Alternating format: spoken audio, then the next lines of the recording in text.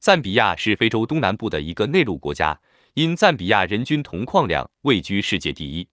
赞比亚又被称为铜矿之国。尽管考古研究已证实赞比亚是人类的摇篮之一，但赞比亚可以考证的历史仅可追溯到19世纪20年代。赞比亚因境内最大的河流赞比西河而得名。赞比亚在15世纪说班图语的居民迁来之前，处于原始社会阶段。16至19世纪，赞比亚境内先后建立过强大的隆达、卡洛洛和巴罗兹等王国。在鼎盛时期，其版图囊括了包含现今刚果民主共和国南部和安哥拉东部的广大区域。当时在非洲奴隶贸易中，赞比亚地区扮演重要角色。最早有记录的到访该地区的欧洲人是18世纪末的葡萄牙探险家拉塞尔达。当时这片位于普属莫桑比克和普属安哥拉之间的领土被葡萄牙宣称拥有主权。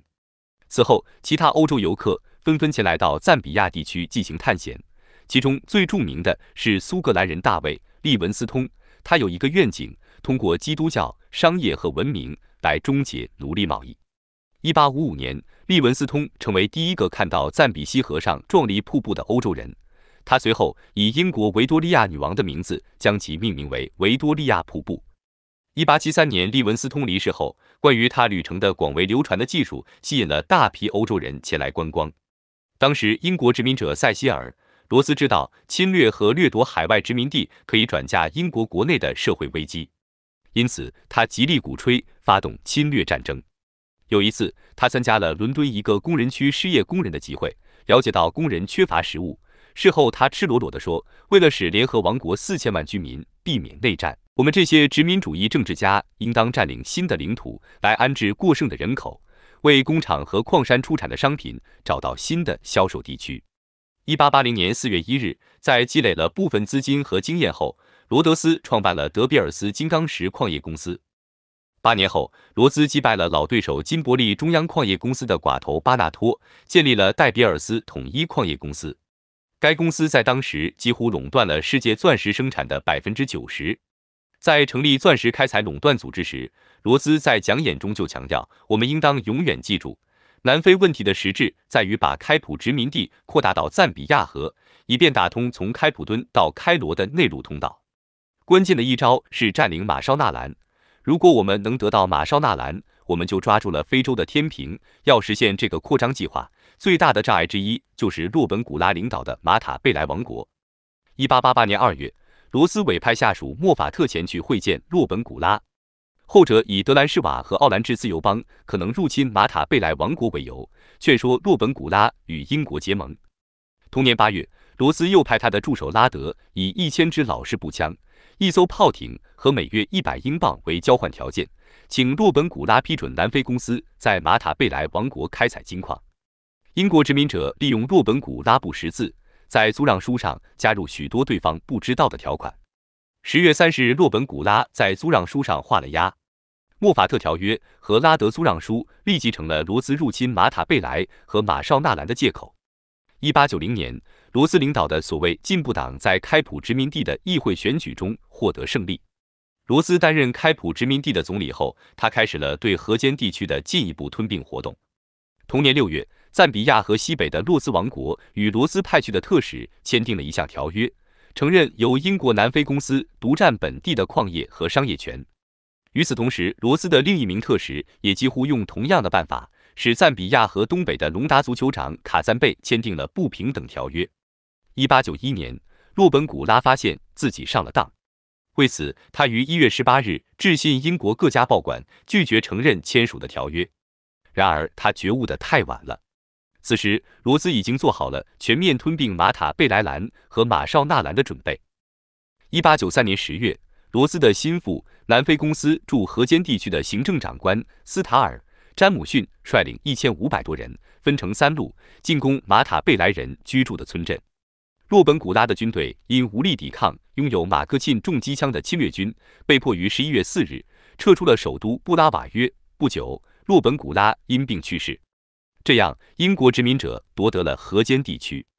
1895年，罗斯将新占领的河间地区和赞比亚河以南地区用自己的名字命名为罗德西亚。罗德西亚包括了现今的赞比亚、津巴布韦和马拉维。罗兹在吞并河间地区之后，把德兰士瓦作为觊觎的对象。他利用布尔人不给境内外国人选举权为借口，想用颠覆手段推翻克留格尔政府。1895年12月，詹姆逊带领英国南非公司的军队从罗德西亚开进了德兰士瓦，可是还没有展开武装行动，就被布尔人解除了武装，做了俘虏。这就是詹姆逊袭击事件。这一丑闻令英国当局极为被动。1896年，罗兹不得不辞去开普殖民地总理的职务。1902年3月26日，罗兹因心脏病离世。据说他临终前曾问守候在左右的人：“人们会改变罗德西亚这个名称吗？”3年后，英国南非公司将西北罗德西亚和东北罗德西亚合并为北罗德西亚保护地，这就是赞比亚的前身。与其对应的南罗德西亚就是现今的津巴布韦。1916年，英国南非公司试图在行政上统一南北罗德西亚领地。因南罗德西亚白人定居者担心北罗德西亚允许非洲人在公共行政部门就业的做法将会扩展到南罗德西亚，因此他们极力反对合并。1924年，由于英国南非公司特许权到期，于是英国政府接管了南北罗德西亚行政管理权，北罗德西亚由此正式成为英国的保护地。北罗德西亚接受英国殖民统治将近80年，直到1964年1月才获得内部自治，并在同年10月24日正式宣布独立。赞比亚共和国在独立的当年获得了英国南非公司的采矿权，随后赞比亚提高了采矿税。在越南战争的推动下，国际铜价从1964年到1970年稳步上涨，这促进了赞比亚的经济发展。当时，赞比亚3个邻国都处于白人统治之下。由于赞比亚支持南部非洲各国的黑人政治团体，这导致罗德西亚关闭了与赞比亚的边境。进入20世纪70年代，赞比亚的经济形势急转直下，铜矿继续提供其出口收入的主要来源，但铜价波动剧烈，并在1975年遭遇了长期下跌。赞比亚政府因此大举借债，由于铜价持续低迷，到20世纪90年代中期，赞比亚的人均外债仍然位居世界前列。进入21世纪，赞比亚经济趋于稳定，其增长很大程度上得益于外国对矿业的投资以及全球铜价上涨。然而，由于赞比亚长期忽略农业发展、国有化政策严重失误、国际市场铜价的大跌、吏治腐败、政府工作效能低下等缘故，导致该国经济发展长期严重滞后。2005年，赞比亚达到重债穷国完成点，或巨额债务减免，外债由2005年底的55亿美元降至2006年底的6.35亿美元。2008年，赞比亚受国际金融危机影响，矿业遭受较大冲击。2011年，世界银行将赞比亚列入低水平中等收入国家。2014年至2016年，赞比亚面临货币贬值、债务上升、粮食减产、电力短缺等挑战。2020年，赞比亚外债总额攀升至120亿美元。2024年2月29日，赞比亚总统西奇莱马宣布，赞比亚因干旱进入紧急状态。